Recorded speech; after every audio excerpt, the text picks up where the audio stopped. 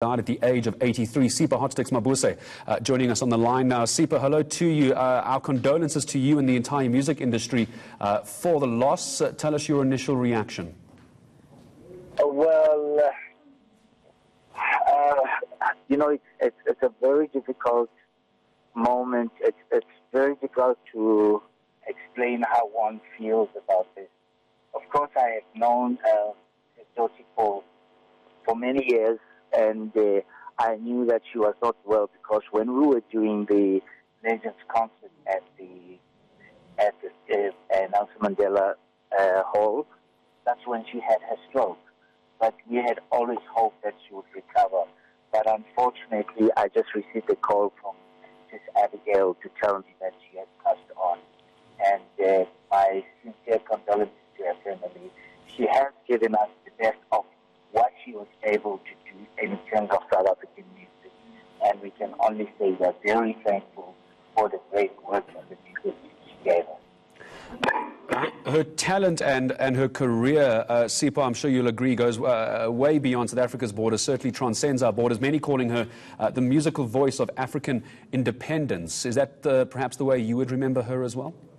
Absolutely, absolutely. I mean, more than just even writing songs for luminaries like the late Miriam Makeba, Dorothy Masuka was a revolutionary. She was one of those very talented musicians who were able to intersperse her music with the South African liberation struggle. This is why she was perhaps even respected all over, because of her role in the liberation struggle. That role that she played in liberation struggles through her music, though, Sipho, also very much put her in the crosshairs and at crossroads with political parties, especially when she went back home to Zimbabwe, back then, of course, known as Rhodesia. Even in her home country, she was targeted because of her outspoken music, wasn't she? Yes, she was, absolutely. That's why I was saying that Dorothy and Miriam, and probably, later in time, that generation of musicians was extremely involved in the liberation struggle through their music. But more so Dorothy Masuka, because she was in the trenches. She was known to be outspoken. And the third thing about it is that she was targeted in South Africa and in Zimbabwe, where she came from. So she ended up living in countries like England, and traveling all over. She was basically misplaced because of her political, position through her music. How is the South African music industry going to honour someone who has, on a number of occasions, Sipho, just before I say goodbye to you, she's been compared to the American greats, the names like Ella Fitzgerald obviously come to mind as well. How is the South African music industry, do you think, going to be able to pay tribute to someone of this stature? Well, I do hope I think it's about time that our government, national government, recognized the role that these musicians, in particular, Dorothy Masuka, Miriam Makeba, Letambulu, Kaifa Siminya, and of course to some extent younger musicians like Rayfield, a monument must be created so that people are always remembered for their contribution to the South African struggle. Otherwise, then their memories fade. As soon as we bury them, we even forget that such people have existed and such people have played a critical role in terms of how we advance our struggle. I appreciate your time in speaking to us this evening. My condolences to you, your family, your friends, and the entire South African music industry at large. My thanks this evening speaking to me, Sipho Hotstix Mabuse. Off the back of that breaking news, you can see bottom of your screen, Dorothy Masuka, the jazz legend, has passed away at the age of 83. Well, we're staying with that breaking story of the musical giant who has sadly passed away. And now we're speaking to longtime colleague, Two Music Man founder and Joy of Jazz founder, Peter Clyde. In that Clyde, I think that it's quite a sad time to be speaking about really the significant contribution that Dorothy Masuka has actually made. In fact, I remember that during the Stand Up Joy of Jazz concert, I think it was in 2014, how you were adamant about the fact that you're going to be honoring legends such as her, simply because we need young people not only to revere Dorothy, but also to understand the contribution that they've made into the musical fraternity and just how much of an impact their music made, not only for the South African context, but also for Africa at large. Yes, you remembered well. It is quite a sad day again. Again, I'm saying again because now we've lost 3 very big stars. I mean, between January and now.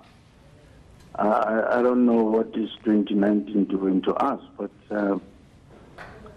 what can we say? It's the Lord who decides, who ends, who goes.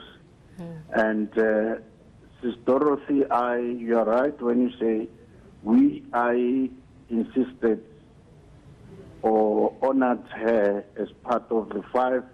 I had 5 ladies there, and almost all of them are gone. It's only Sis Abigail who's left. You know, we had 5 of them.